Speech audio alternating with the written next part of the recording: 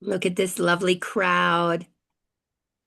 Welcome, everybody. I'm so excited to have you guys come and join us today um, for this incredible presentation about healing with sound.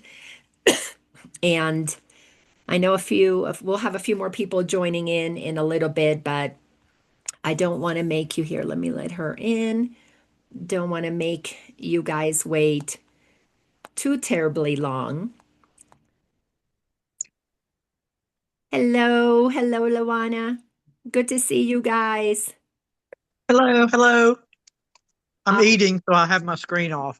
You may not want to No watch you guys. worries, I'm no eating. worries. Hey, whatever it takes to get you guys here, it's all good. Ah, so awesome. Well, I am going to go ahead and get this party started. And as you guys know, today is a conversation about the power of sound. And I am thrilled to have you guys get to meet a friend of mine. And I'm going to give you the official introduction to John, but then I'm going to tell you a little bit about how we met. So, John, who is known as the Sonic Yogi, he discovered the healing benefits of sound therapy after he experienced some extreme anxiety. And then he then began to create and explore the potential of sound and frequency as an aid in relaxation and meditation. And he has led talks and workshops on sound therapy on TedX, in MindBody, softwares for national conferences, and many other, many more places. He has audio tracks that are available on YouTube, on Spotify, on SoundCloud, and meditations app like InsightTimer, Aura, Mind Bliss, and others. And using his sound therapy expertise, John helps will help you relax and de-stress and enjoy deeper meditations. But here's how I met John. He is a musician and he was in a group um, called Montana Sky. And I went and listened to them perform in at Unity in Atlanta, and I was just blown away by the level of talent. Not too long after that, we ended up getting together and we had lunch. I think it was downtown Roswell, if I'm not mistaken, Mhm. had the loveliest conversation and realized this guy isn't he is going deep in his journey. He was going through a divorce. I don't remember if it was right before that or shortly after that. And Mhm. then from that point on, I knew John not so much as doing music in Montana Sky, but doing sound healing journeys. And I have a friend in Atlanta who does breath work, my friend Plummen. So I got Plummen and John together and we created an event where Plummen did the breath work, John did the sound healing, and I did a Q&A on awareness, and we called it I think it was sound breath awareness, something like that. It was a lot of fun. And I've done private sessions where I received a sound journey with John in his home years back when I lived in Atlanta. So I know him, I know his work. His work is amazing. I know his heart. And if there's something that I can say about him that has been consistent all his years, is his desire to help other people experience healing through sound. So, welcome, John. Thank you so much for being here. I am just so grateful that you are um, our guest speaker, our guest teacher tonight in the Awareness Academy. Thank you, Lina. It's my pleasure. I'm so happy to be here and be able to share. Very cool. So, what we decided to do that might make the most sense is that John is going to give us a presentation. And after his presentation, we can do some questions if anybody has anything you want to ask. And then after that, he's going to offer us a sound journey. So it's just a fun experience. So take it away, John. Thank you. Um, so I'd like to tell you just a little bit about my sort of experience and how I came to sound and sound healing. and um, and then give you some of the things that I've learned, several things. And just through talking with Lina, I know you all are like hungry to learn about, um, your spiritual journey and how all of this fits together. And my passion is really to share that as well. And through my own experience, I feel like so much has been,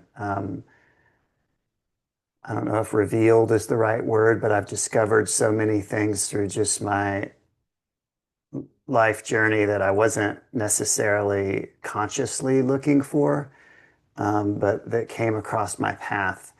And it also falls in line with my passion for music. So I want to share a little bit about some of those things and how they come together. But first, I'd like to tell you just about my personal experience and that in my experience, in life, I was started to experience anxiety. Um, and that manifested like panic attacks. And, it wasn't always connected to a specific event or stressor. Sometimes my body would just have these panic attacks, and I would just have a lot of stress in those moments. And, you know, if for those of you who may not have had a panic attack, I'll just describe it. My breathing would become short, my muscles would tense up, my mind would sort of become overwhelmed, and it was hard to really just function in those moments. And that had happened enough to me during that time of my life that um, I started to become aware that I needed to change some things about my life. And so I started on a wellness journey with that really as the catalyst. And um, So some of the things I did in my life, I'll just share really quickly that weren't based in sound. Um, some of the first things I did was I started to practice yoga, really simply because it looked relaxing. And so I started to practice yoga. I started to change my diet. With all of the stress and anxiety, something that was running concurrently with that was like digestive issues. I've since learned that often people with anxiety also have digestive issues because of various things, but the bacteria in our gut can become out of balance. And the out of balance bacteria can affect our serotonin levels and various brain chemicals. And so that can have something to do with anxiety and stress as well. So I started practicing yoga. I started eating more healthily to try to help those digestive issues. I cut out sugars and carbs, which tend to feed those bad bacteria. And I quit drinking alcohol. Um, and so I was essentially sort of cleaning up my act from a wellness perspective. Um, and so I did that for about 2 years, and I was feeling better, and I was making sort of strides in my wellness journey. The anxiety had lessened quite a bit. I was feeling better overall in general. And then after about 2 years, I had this sort of re-emergence of that anxiety. And now I normally don't say this in, if I was just speaking in a regular group, but since you guys are more spiritually oriented, this second reemergence of anxiety was more of a spiritual awakening. Just to use that term, But it was physiological in that I could feel something opening in my physiology. And it was also mental in that I could feel something opening in my psyche and in my spirit. But in that opening, there was also a lot of anxiety because, of course, as I'm sure that you all discuss, our ego tries to hold on to what it can control. And so when we have these openings or these expansions, often our ego might try to cling or control or shut things down. And often it does that by fear. And it causes our body to maybe want to contract. Our mind maybe wants to contract a bit. Maybe our mind wants to create certain narratives. And all of that's often just an expression of control. Um, and so, what I learned as I was going through this time of anxiety, but also expansion, was that I just needed to surrender and learn to surrender myself to the present moment. And of course, we hear that a lot in our spiritual journey. Um, However, sometimes that can be more difficult to say than it is to do. Um, but I felt in this deeper sort of anxiety slash spiritual awakening that I was also guided, that it wasn't just me going through it, but there was some guidance. And we can put labels on that, but it's really not. The labels aren't important other than to know that there is guidance when we need it. And so I just allowed that to happen primarily because I didn't have much choice. My mechanisms of trying to control it were overwhelmed, and in that moment it was uncomfortable, but it was actually a blessing because it helped me to sort of break break through and just ultimately surrender. And what I realized in that surrender was that a few things. Number one, I recognized that this character that I had created called John, this character that I thought needed to be certain things to get love or needed to accomplish certain things to be worthy, or needed to make a certain amount or, reach this milestone or that milestone, that character that was attached to all of those things actually was an illusion that I was creating. And so I had to let that go, that identity. And so that was part of it. The next thing was that identity only existed in the future and the past.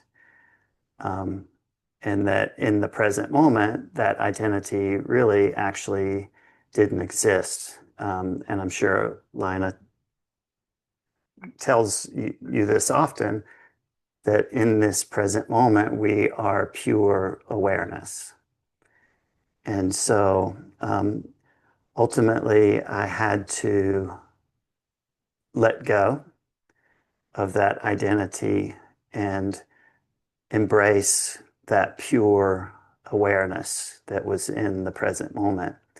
And what I found was in that pure awareness was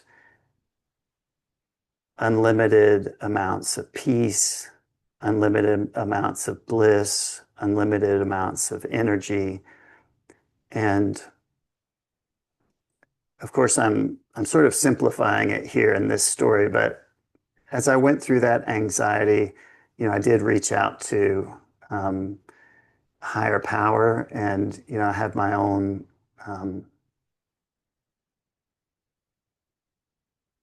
ways of interpreting that at the time, um, and and so that guidance was there, um, and that grace and that forgiveness and that ability to release my past through accepting that grace and that forgiveness. So I don't want to just like skip over that piece. Because I know sometimes when we talk about spiritual things, there's so many aspects of it, um, from the physiological to the scientific. We could talk about brain waves, we could talk about breath rates, we can talk about frequency, and all of that's relevant and true. But I think also what is very relevant and true is that this is a journey of our soul. And those qualities and those values and those aspects of our self thing are always there. And so I felt in this experience opening up to that higher self and accepting that that higher self was pure and perfect and that I was not, but that I could tune into that grace and that forgiveness and that mercy. And that allowed me to sort of step into something different and more peaceful. And so that was part of that experience. But the other component was that as I was coming through that experience, I began to also feel frequency, and I began to notice it a lot more. And so part of sort of shedding that identity and opening myself, or I guess becoming open to different things, it allowed me to have a higher sensitivity. And it was almost like my nervous system had been sort of bared open. And so I just felt everything much more, in a much more sensitive way, especially frequency. And so I began to sort of notice frequency in nature. I could feel vibrations that I did not feel before, almost as if I could feel the planet vibrating, and a lot of things that seemed pretty far out at the time. And because they seemed far out, I also wanted to ground myself. And so I wanted to study, and it inspired me to learn more from a scientific perspective about all of these things and come to some understanding that would enable me to share these things with other people in a way that was grounded, but hopefully also left the door open for mystery. So I want to share a few things with you about sound that I discovered. And so as Lina mentioned, I was a musician at that time. I was already a professional musician. I had gone to music school. That was my training. But in this experience, I found that just the frequencies themselves were very healing. And so not music, what I found was that music actually almost stressed me out in that sort of open state of my nervous system. I found that my mind was trying to focus on it too much. And so what I learned about that is that we have a left brain and a right brain. Um, and so our left brain is known as our pattern recognition software. And so our left brain is noticing cause and effect. And it's our left brain that creates that identity that I needed to let go of, because our left brain notices patterns, it notices cause and effect, and then it creates narratives around cause and effect. And so we can sort of build this little internal philosophy about ourselves and about our lens of the world through that sort of interpretive process of the left brain. And so, what does that have to do with music and sound? Well, it's our left brain that is interpreting music.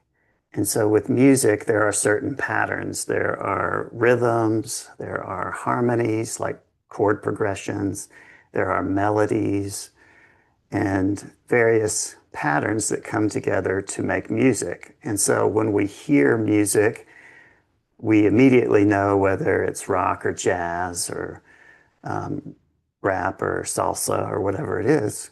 And we also, you know something about the normal progression, and most good music sort of surprises us a little bit too. But all of that has to do with the left brain. And so we're interpreting that. And we're creating also tension and resolution in relation to that. And then we have our right brain, and our right brain sort of sees the whole picture. And so the right brain is not seeing patterns. It's not sort of slicing things up so finely and assigning labels to those things. That's all a different part of the brain. And so what I found was when I listened to sound healing during that time, that it allowed me to let go of my left brain.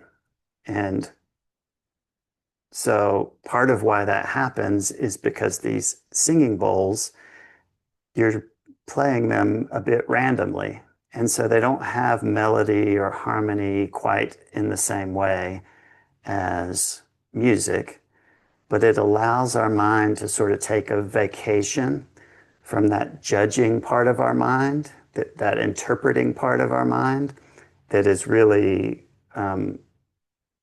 partially perceiving music. And so sound healing can help us get over into that right brain. There's a couple of interesting books. There was a fellow named Michael Gazzaniga, and he did a study, I think in the 60s or 70s. It was on people that had seizures. And what they did was, in order to stop these seizures, they separated the left and right brain by removing that tissue that runs down the middle. And that way they couldn't communicate. But what they found is they were somehow able to communicate with the left brain, and they found that that left brain, when it didn't know the answer to a question, it would sort of invent an answer. It would sort of create a narrative. And so it was sort of deceptive to itself as well as the questioner. And, as we are quote unquote awakening, a lot of times that's what we notice is all of the false stories we've told ourselves, or this false self maybe that we've created. And so I think one of the things I learned was that probably some of the most enlightened words that we could say is simply, I don't know. And there are so many times that we may not even realize I don't know is the actual answer. And so we have to really be vigilant to watch out. And sometimes it can be as simple as I don't know what that person's thinking, or I don't know what their life is like, or, um, I don't know what that intention was. And so by resting in that not knowing, I'm allowing myself to not create a story, not create um, more layers of tension. Another thing I learned is that sound waves and brain waves are both measured in hertz. And hertz is a measurement of frequency. And so hertz is how many times something occurs per second. Um, and so these singing bowls produce waves like rhythms, and those can help our mind move into different states of consciousness. Um, so we have four basic states of consciousness. They are beta, alpha, theta, and delta. And beta is our normal waking state, and alpha and theta are more meditative, and delta is typically more of a sleep state, but it could be a very deep meditation. And so each of those states has its own frequency band. Um, so delta is like 0 to 3 hertz, theta is like 3 to 7, alpha is like 8 to 14, and beta is above that. And so what I realized in my studies was that in that anxiety state, I was in a high beta. And it's pretty well known in science that when you're in that high beta, your mind produces a lot of more thoughts. So you tend to have intrusive thoughts. Um, and of course, what we want is to calm the mind and still those thoughts.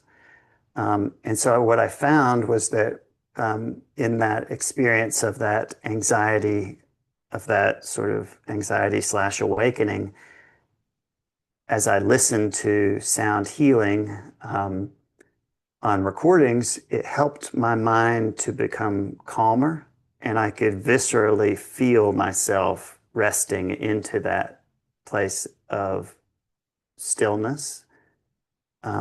And not only did my mind calm, but my body calmed, because our brain waves, our heartbeat, our breath, and really our whole body is connected in a way through the parasympathetic nervous system. So as we begin to relax any one of those, it sort of has an effect on the others, and we start to get a little bit calmer. And interestingly, in yoga, Patanjali was the father of yoga, and the first of the sutras basically says that yoga is the cessation of the fluctuations of the mind. In other words, that yoga, which is union, union with the divine or the all that um, is when the mind is still and quiet. And when our mind is still and quiet, we are able to perceive what we're not able to perceive when we have all of that monkey mind, all of that mind chatter, which of course is keeping us attached to that identity and to that narrative. But when we quiet that mind chatter, it's in that stillness that we can actually see the truth. And so that's part of my inspiration. That's part of my intention for sharing these sounds, is to therapeutically share something that can help encourage that movement towards that stillness. And then the third thing I would like to share is that um, when you play these sounds, it helps us to produce melatonin. And melatonin is produced by the pineal gland. And of course, the pineal gland is related to the circadian rhythms, so light and dark. And at night, when the sun goes down, our pineal gland starts becoming more active, puts out those chemicals. And what that's actually helping us do is to move also in those brain waves. So as we get sleepy at night, we're naturally moving from beta and into those alpha and theta states. Um, and theta is a pretty deep state, actually. It's often called the waking dream. Um, so theta is really where we start to get more in touch with our subconscious mind. And so as we're meditating and moving through those states, it's very similar to how we go to sleep at night, except for when we're meditating, we don't lose consciousness and start to dream as we do in sleep. We maintain consciousness, and instead of dreaming, we open our subconscious mind. And then I think another tidbit of information that you might find interesting is that when we're born, we and go through our developmental stages, we actually go through those brainwave states in reverse. So when we're born, we are in delta state. So we're just soaking in the world with just a wide open lens. And if you ever look in the eyes of a baby, you know that it's often just like pure light and they're just soaking in the world. And then I think it's around two to four, we get more into that theta. And so we're learning a lot more and our minds are just like sponges. But the kids that age are also typically doing make believe and their minds are still sort of in that dreamy state. And then the next stage is alpha, still learning rapidly and just taking in the world. And then later in our sort of early teens, I believe it is, we go to beta and we pretty much stay as the dominant state, beta,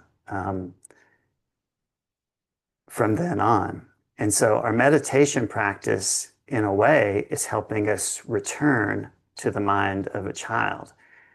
And I found that interesting because for those of you that, look at this through the lens of the Bible, Yeshua or Jesus said two things.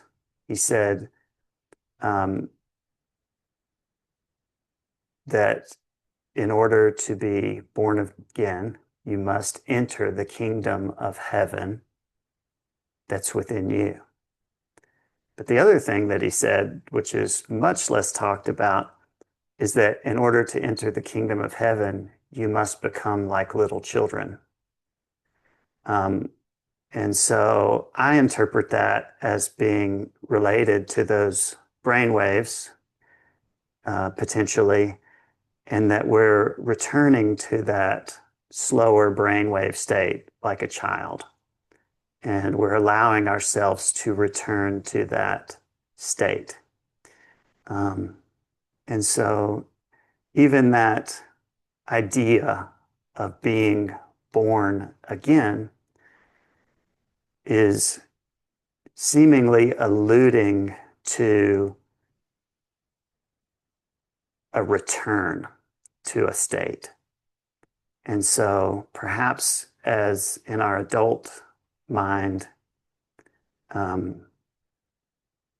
we need to let go and sort of return to a simpler way of seeing things.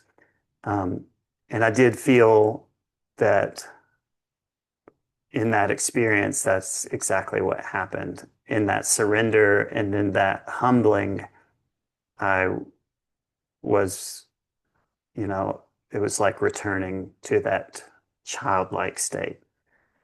Um, so, yeah, hopefully that gives you some nuggets of information, and there's far more than I could talk about in this condensed period of time.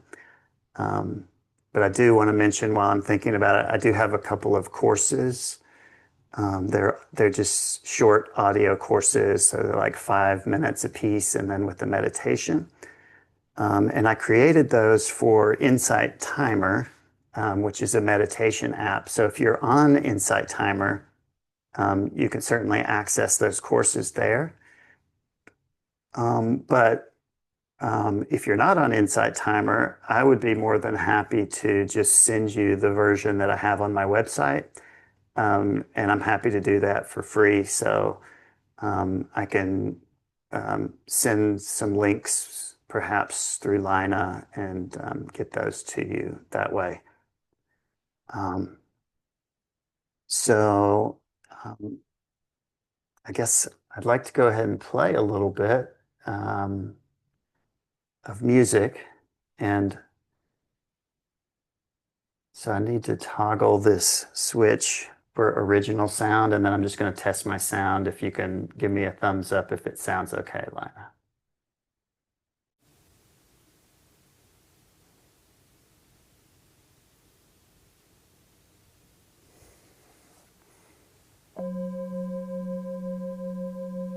Okay, wonderful. Okay, so I'm going to play some music here as well as the sound healing. Do you think 20 or 30 minutes is okay? Or, yep, okay.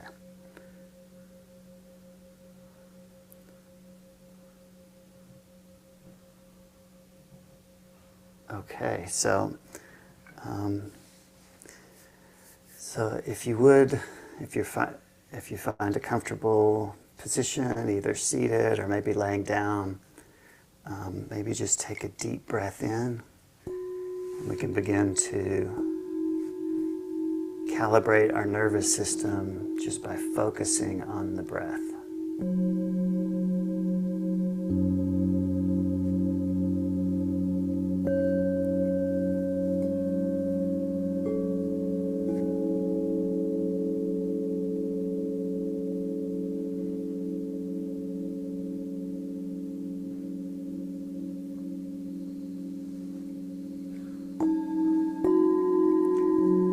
As we focus on that breath,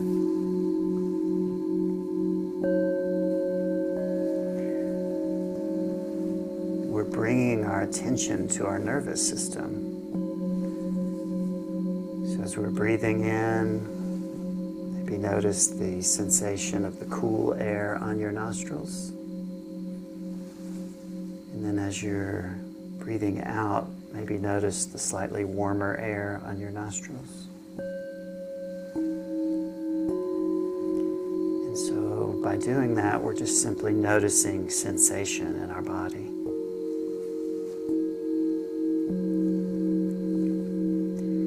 And by noticing sensation in our body, we're tuning into our nervous system. And the job of our nervous system is to be always present in this moment. So we can use that as a bit of a tool.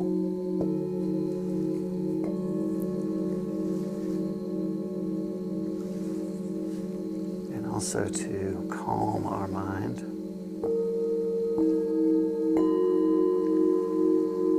And it's almost impossible to notice sensation and think at the same time.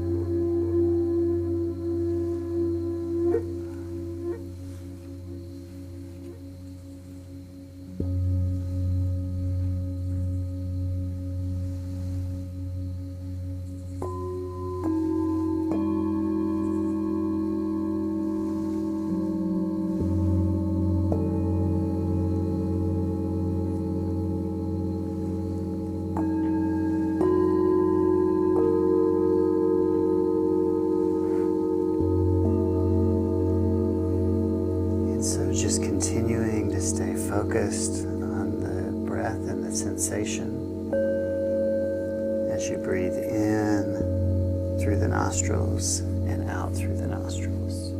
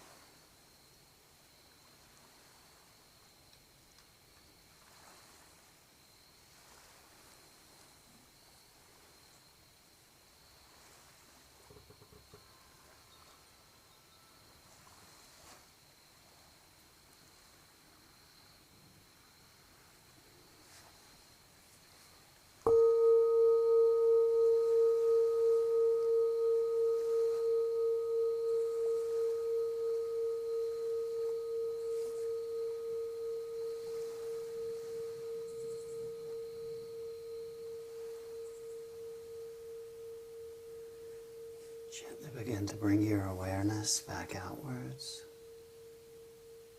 into the sound of my voice.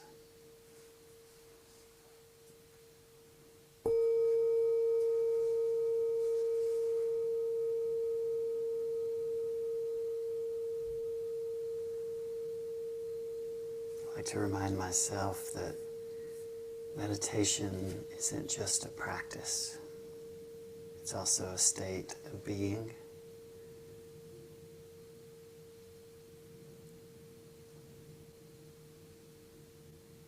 And that I can enter that meditation by simply bringing the focus of my mind back into this present moment over and over and over again.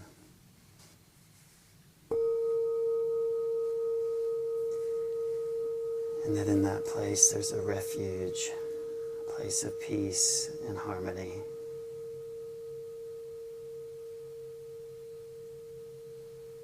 And calm, centered awareness.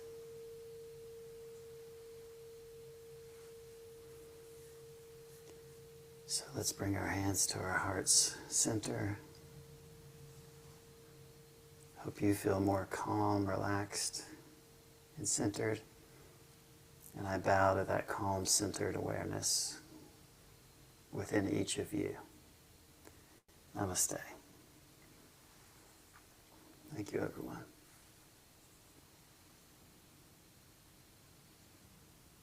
That was so beautiful.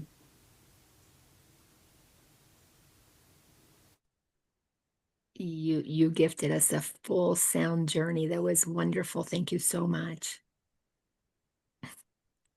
Yes. Thank you for the love, Lisa. And Stacy.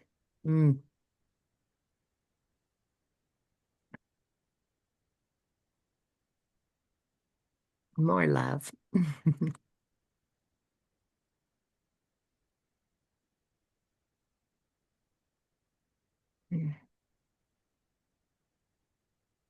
So, a question that I have for you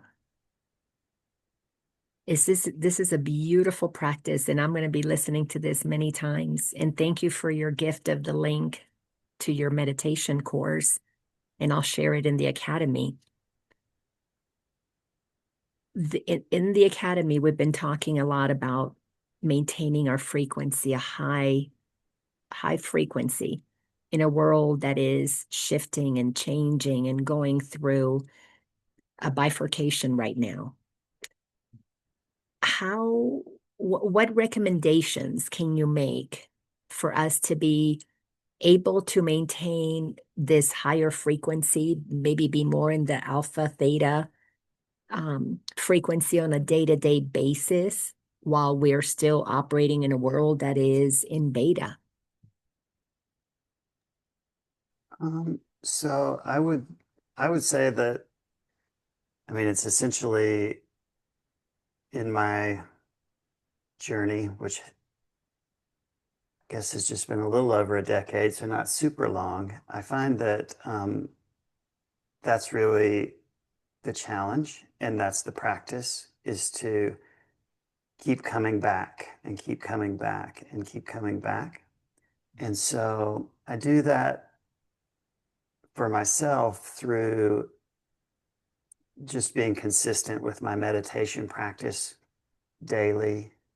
So I meditate in the morning, I meditate at night also. And I was thinking about this the other day, that meditation is really like a decision, like a meditation practice. So let's say you say to yourself, I'm going to meditate for the next 20 minutes. And you pick, whichever technique you have. I mean, essentially all the techniques are the same in the sense that they're bringing us to the present moment. And so for that 20 minutes or that 40 minutes or however long the practice is, it's like a decision is being made. And the decision is that I will focus in the present moment for this time period. I will bring this sort of unruly mind that wants to go here and there, and I will just bring it, endeavor to bring it with this practice, these tools into this present moment. And by doing that, I'm bringing my brain waves down into those meditative states. And so we can do that with our practice, of course. But I like to think also that that practice is just a microcosm of my day. And so throughout the day, I want to also challenge myself to stay in that present moment. And so I want to see meditation not just as a practice, but also as a state of being and a state of consciousness. And so that throughout the day, as you're saying, like the world, all of these things are happening in the world. And it's like they're seducing us with concerns and fears and, strife or disagreements or identity, things to identify with or things to attack or, all of these things that we know are going on in our world.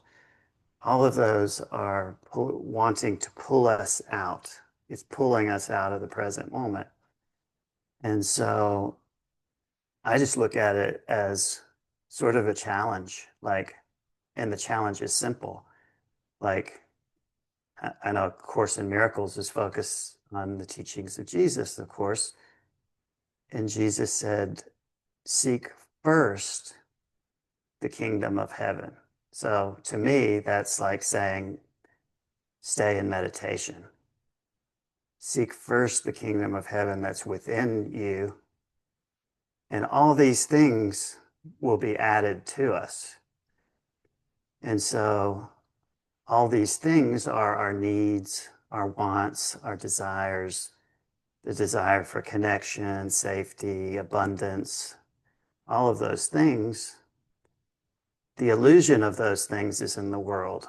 The illusion of the world is that if you focus outwardly, those things that we need will be obtained by us.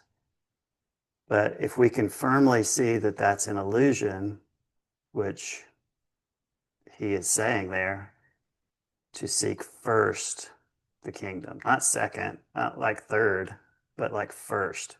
So if I can make that my primary focus, then I can sort of move through that kind of worldly distraction, daily distraction. And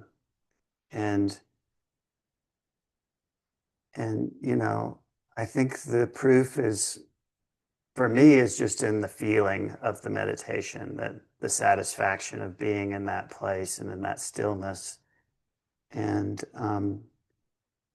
going back to it. And it's not like I have challenges with that, obviously, like we all do. Like, it's easy on a day when everything's going well, but then, there are things that come up, there are challenges, there are obviously life situations that, we need to deal with. And so I think the challenge is bringing that presence into those situations and dealing with them with, a bit of calm and equanimity and grace and all of those things, and moving through them. And, in some ways, I can see those things also as like little tests. And they're not tests like, oh, I'm trying to trip you up. It's more like tests like, I'm helping you get stronger. I'm helping you get stronger in this place, in this state of meditation. And, we call it a higher frequency because it feels blissful and joyful and stuff. But one thing that I've taken from Buddhism that I like too is to be, they call it equanimity, and I would just call it balance. And so not to get caught up in craving. Sometimes we can chase that blissful feeling and that joyful feeling, which, obviously is a byproduct of our practice. But then we can also have aversion. And so when things come up that are challenging, we shrink. Or when we lose that bliss, we get worried, like, where did it go? Where did it go?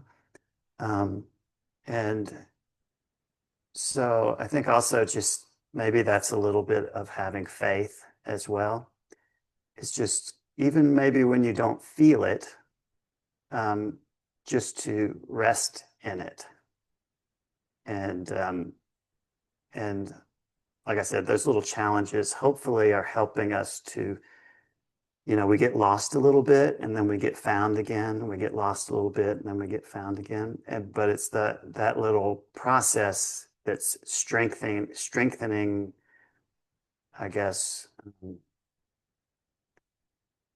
our faith in that vibration. Yeah. Thank you for that. So let's open it up to the community. If anybody has a comment, a question,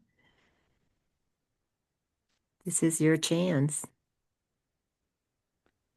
Thank you, John. That was so amazing and very therapeutic. I could feel myself getting very calm. I wanted to just comment on what you talked about, the right brain and left brain. And,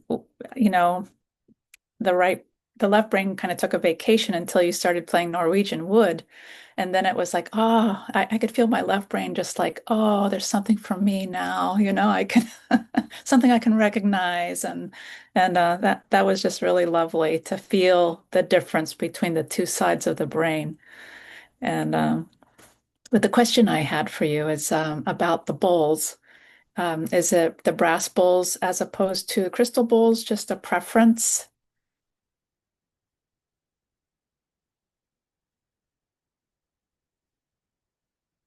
Oh, we don't hear you, John.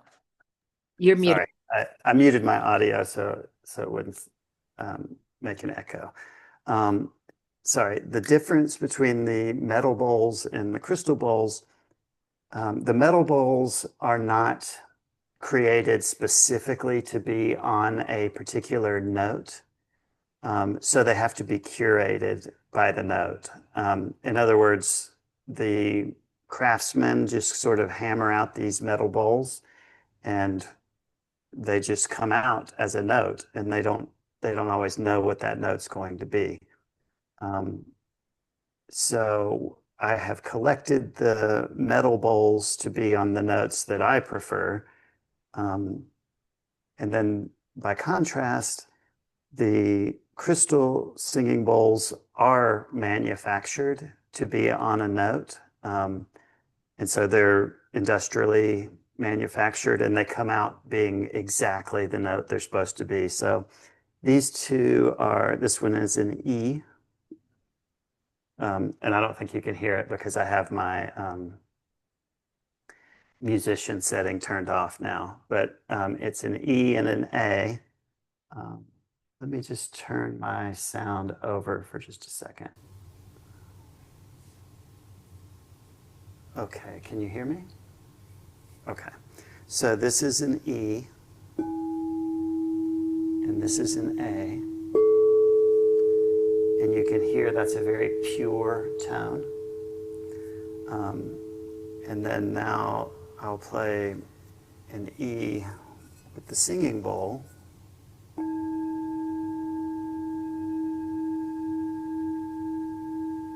And you can hear that sounds a little bit different. So the singing bowls, the metal singing bowls have a more pronounced oscillation. So you're going to hear that wah, wah, wah sound. So here I'm going to play it on the big bowl.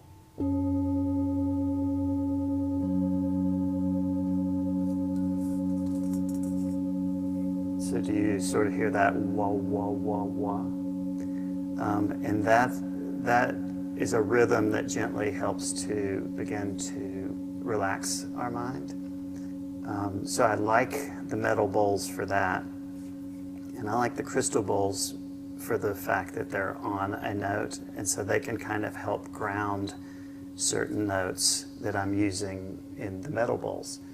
The metal bowls also often have multiple notes within them. So those are called overtones. So you'll have what's called a fundamental, which is the lowest note. And then above the fundamental, you'll have different overtones. And those can be stacked, several deep on into infinity that we can't really hear. But it's those overtones that create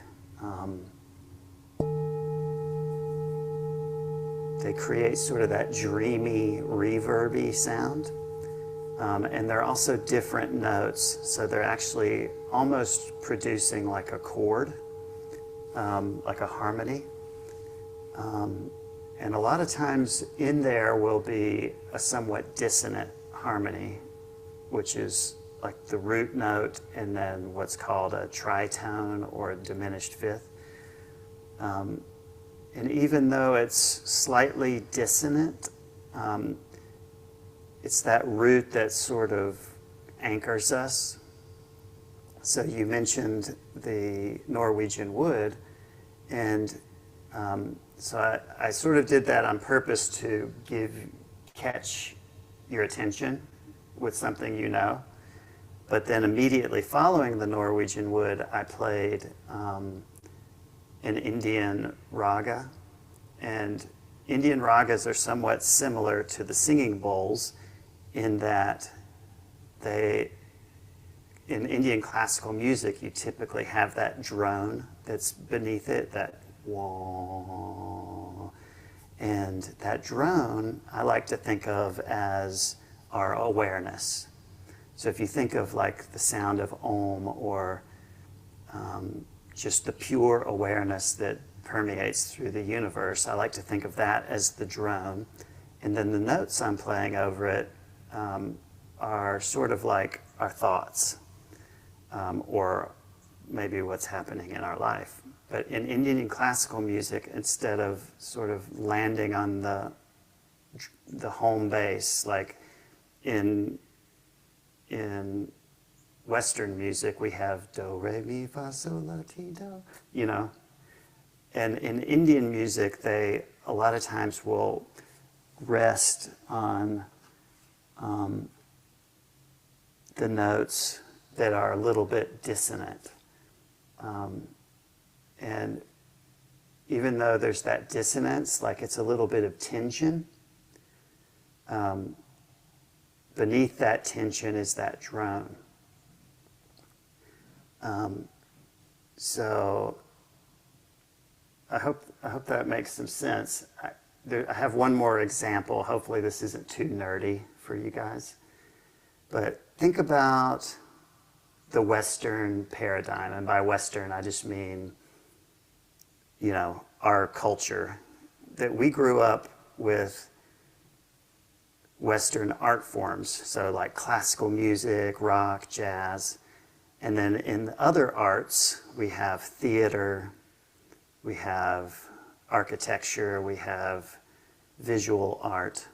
And in the Western art forms, there's always a tension and a resolution. And so we hear that in music, it's like a gravity almost that pulls us through the song, right? And in theater, which maybe is a little bit more easy to explain, we have a story. We have a beginning, middle, and an end of a theatrical production. And in the characters, we have a protagonist and an antagonist. And so there's this illustration of tension and resolution. And so the story sort of has this penultimate tension, and then it ultimately has a resolution or a happily ever after. Whereas sort of the Indian classical music version of that doesn't have a beginning, middle, and end. It doesn't have a protagonist and an antagonist. And it doesn't have that sort of ending. And so in a way, it's teaching us that we're always resolved, but the tension that arises in our lives or I guess in our lives, doesn't have to pull us away from that pure awareness, which is that drone. And so in some ways, just growing up in a Western culture, deep, deep, deep in our subconscious mind, we have that sort of attachment to that narrative of the beginning, the middle, the end, the victorious conqueror that defeats, the antagonist. Anyway, I hope that made sense. That made sense to me. Janie, was that good for you? Yeah, I thought that was a great metaphor for life, and I could really tell the difference between the bowls too, which is nice. Thank you. Clancy, go ahead. I I was curious in terms of um, the bowls and the other music that you play, how they relate to the different chakra centers, and also like how do how do you relate? Do you relate to healing in specific areas with your music, or how does that work?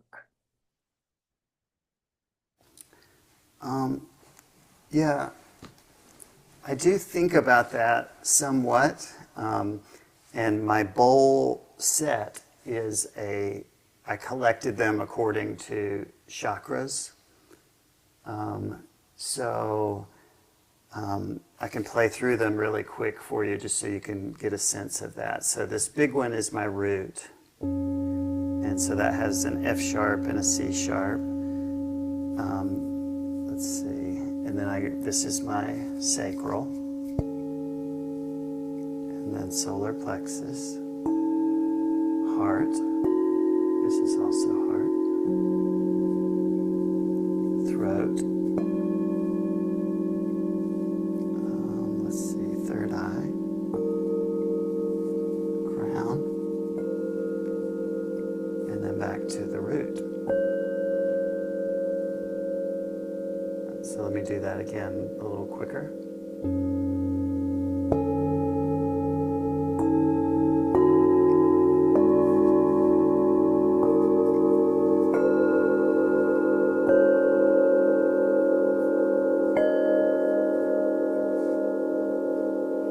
So hopefully you can hear that sort of wash of sounds. So when I mentioned about my earlier awakening experience and that my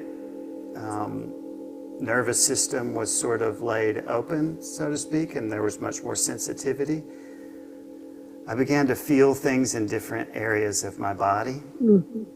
And at first I was thinking something like, I thought it was coming from outside of me, but then I realized, oh, no, I'm just responding to my thoughts. And my awareness is just so increased that I'm feeling where it shows up in my body. So I think we just hide that from ourselves because we learn to sort of create this armor that sort of gets us through things. And in order to create that armor, we create a lot of tension that's unconscious in our body. So I began to notice sensations in the different chakra areas. And I began to also notice what was my perception prior to that sensation. And so I began to sort of notice how these perceptions and these sensations were connected. And that began to teach me, my body actually began to teach me how to reprogram my mind. And so I began to feel the frequencies And so I collected these bowls according to what I felt in my chakras. But I'm not saying that everybody has to feel that. This is just what worked for me. And ultimately, I think it's, to perhaps oversimplify it, it's about relaxing our body. And when we relax enough, we open those different centers in our body again, and we allow ourselves to have sensation. And so we can have awareness, so pure awareness, and then from pure awareness we could have sensation or perception. And then from perception we could have sensation, and then from sensation we could have reaction. So when we're unconscious, we can get caught up in perception and sensation and reaction. And we can just go on a loop of that. But obviously we're trying to get back to pure awareness, right? And so in order to get back to pure awareness, we also have to become aware of the cascade of unconscious relationship between perception and sensation and reaction. And so ultimately I feel like we have to relax, but we have this concept of surrender. And so surrender, I think ultimately we have to surrender in order to get back to that pure awareness, because perception and sensation and reaction can become self-perpetuating. For me, I feel that the practice of physical yoga is one tool. The practice of meditation is another tool.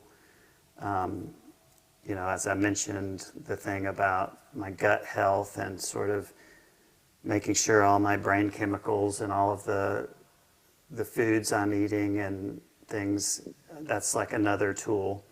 And that's ultimately moving me towards that increased awareness.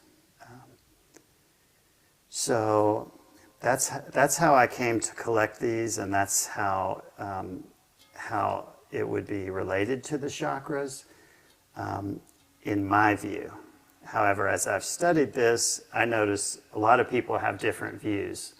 And if there was an absolute 100% system of this tone does this or that tone does that, then I think we would all already be enlightened, because someone's very smart would have figured it out. So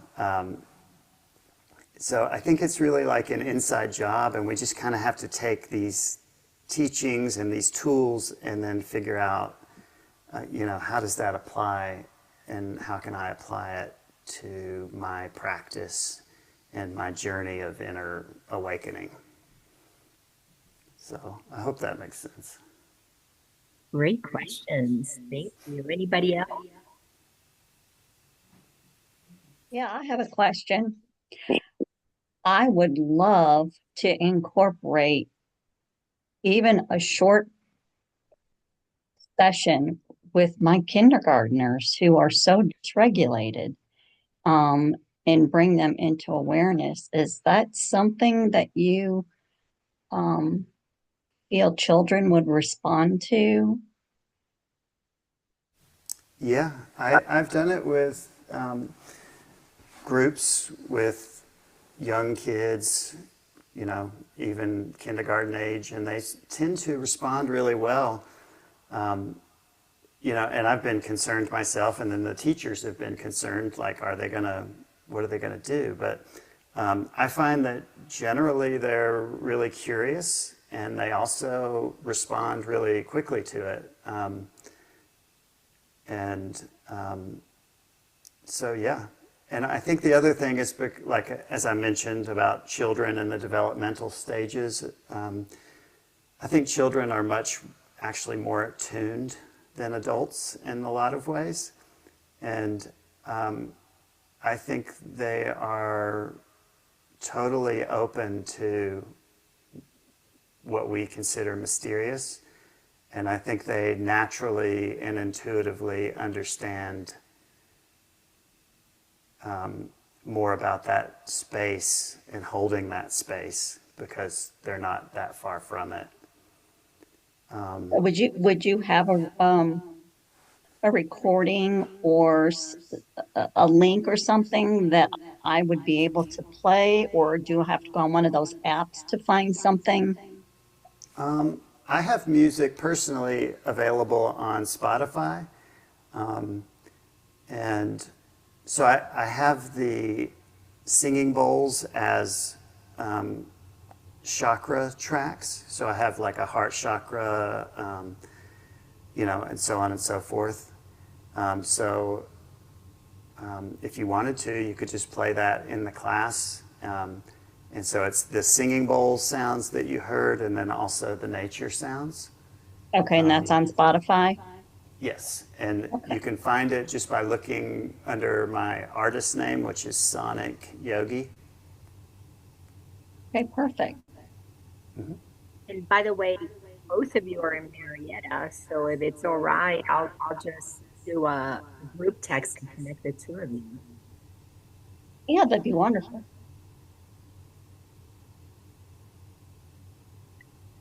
Yes, helping kids stay connected to their already high frequency would be a beautiful thing. All right, let's do one more question and then we'll wrap this up for such a beautiful session. Anybody else? I have another one. No one else has something. I was thinking of the messages in water, and I wanted to ask you, John, about, putting intentions and qualities like peace and calmness or open-heartedness in the sound, and if that's part of your therapeutic process. Yes, it is part of my process because, so also in that sort of spiritual awakening that I mentioned,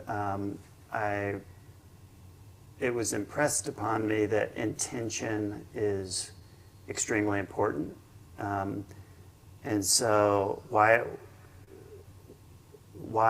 is that important, I asked myself. And it's because we don't always know the outcome. In other words, I can't be attached to the outcome. Therefore, I need to be razor sharp on what my intention is. And my intention is to help people move into a meditative state. And of course, everyone's not going to receive what I'm doing. And I've learned that through the years. And so I can't be attached to the outcome. And so I just do the work and then I let it go. And I do the work and I let it go.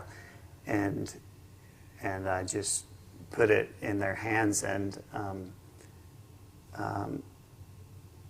so what I do with that intention of love. And the big epiphany that I had that helped me, in addition to just staying in the present moment, was to choose love and not fear in this moment now.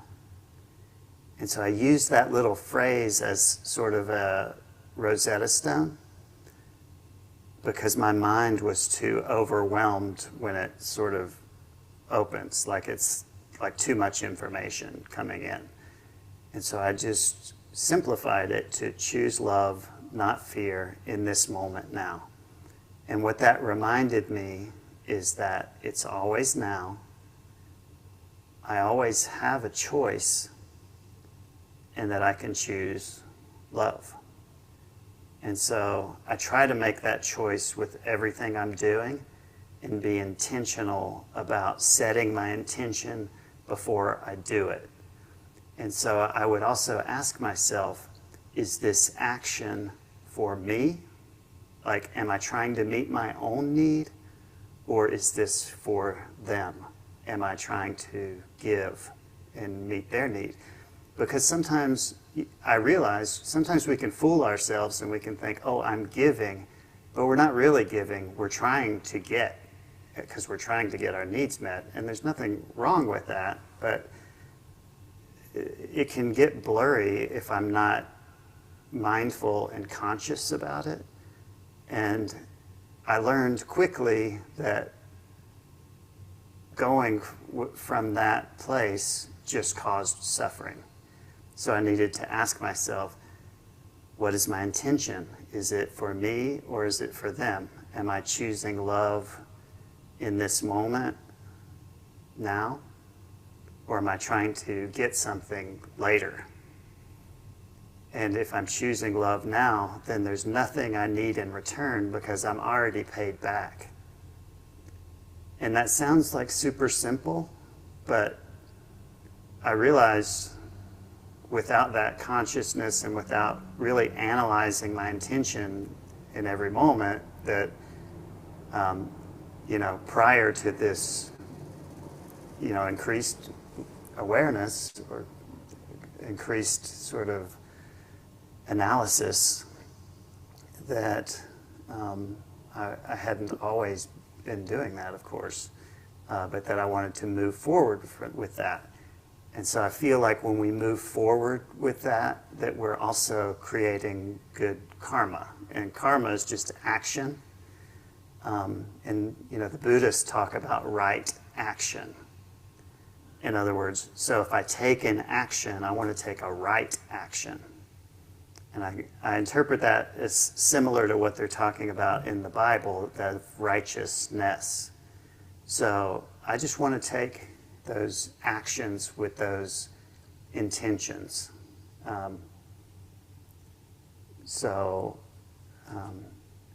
Does that sort of speak to what you were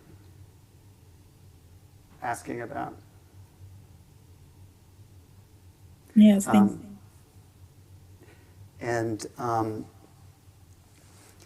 So it's just I think it's like a choice, and meditation like helps us to raise our consciousness so that we can just be conscious of these little things. I mean, we do them every day, all day long. And it's really just about asking ourselves those questions before doing them.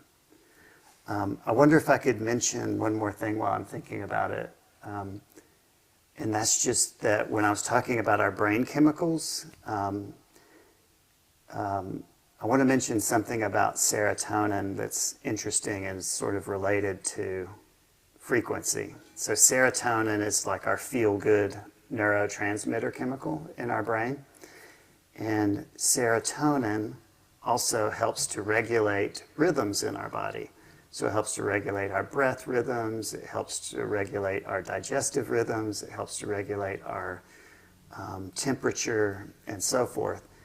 And so serotonin, interestingly, is also an inhibitory neurotransmitter. And so what that means is that it's actually calming our mind. It's causing less firing of neurons. But when we're looking at our phones or doing things, outwardly, we are getting those dopamine hits. And dopamine and serotonin have an inverse relationship. And so, if we're looking at our phone all the time and getting those dopamine hits, back to Lina's question about being sort of in the world and being challenged by the world, it tends to get those serotonin levels lower. But when we're meditating and when we're sort of focusing on that stillness, it helps those levels go up. And interestingly, serotonin also just helps our mind be calmer.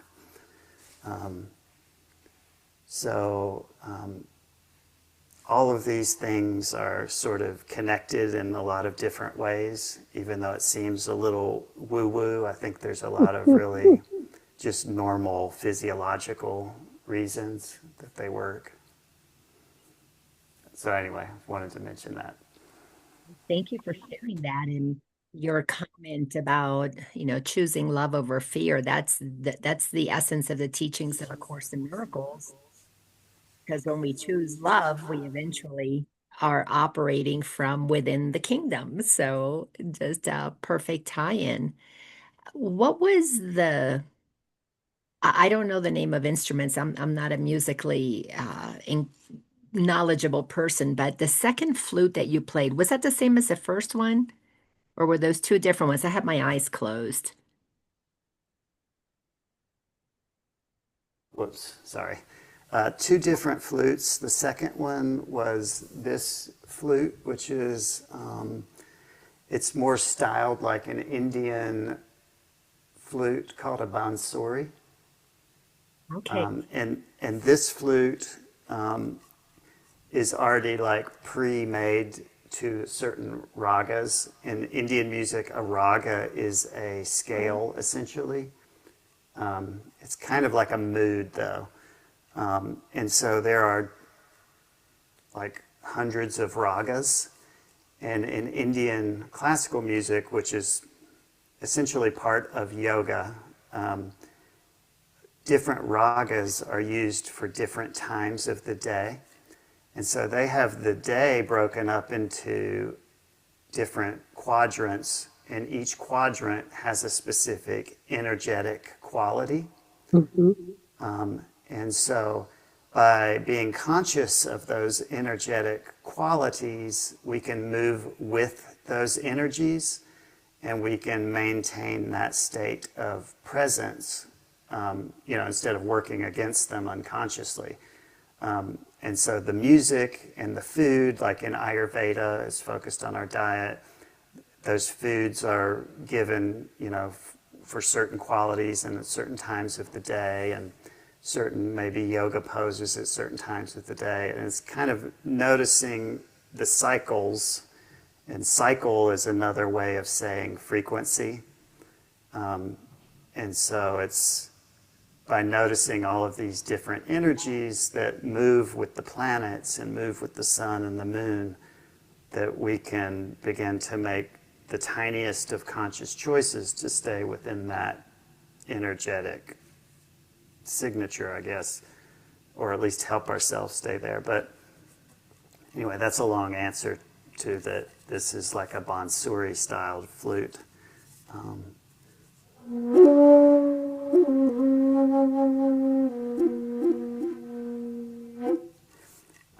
And then the other flute was a Native American style flute. And so it's more like a pentatonic scale, or probably kind of like the recorders that we played in elementary school.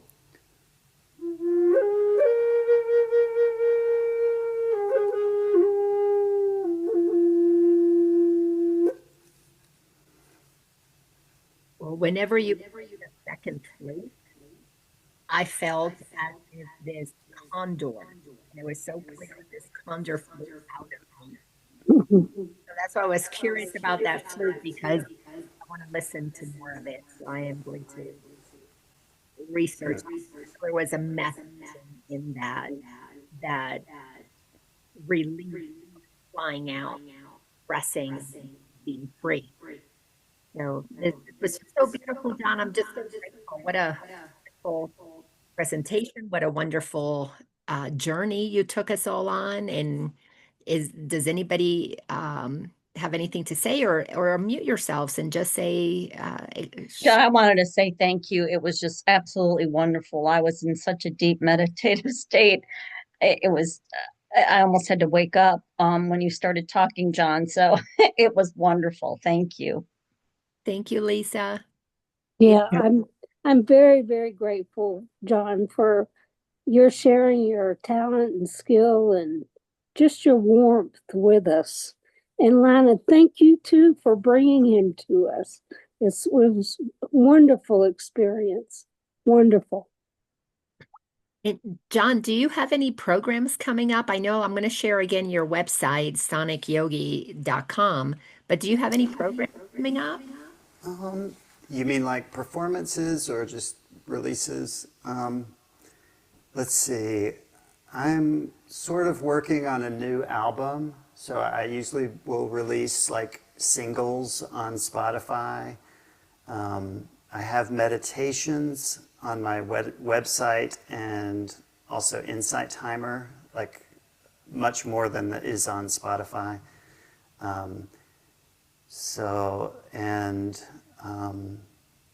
Yeah, I'm working on another meditation course where I kind of talk about these sort of scientific, slightly nerdy things, but I think it's fun for me and hopefully fun for other people.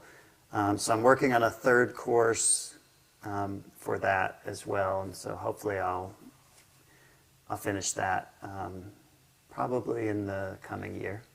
Okay, so if we go to your website, we'll be able to keep up with what you've got going on. Yes. Sonic.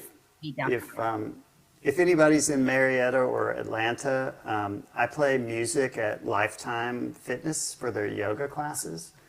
So I do that Sunday through Wednesday, and then this Friday I'm playing out by the pool. They put people on floats in the pool, like mattress floats, and then I play sound healing for them for an hour. But Lifetime's normally a membership, but they're opening that particular one up to the public. So if you're in the area, That is come awesome. on out and float. Very cool. Well, everybody, thank you for joining us, for being here tonight, and bringing your love and your energy and your willingness to receive and give of your love and energy back. This was beautiful, John. I am so grateful to you, brother. Appreciate Thank you. Wonderful. Thank you, Ron. Thank you, Lina. I really appreciate it. It's great Thank to. you. Thank you. All right, everybody. See you in the soon. Bye, everybody. Thank you, Lina. Love you. Good night. Bye.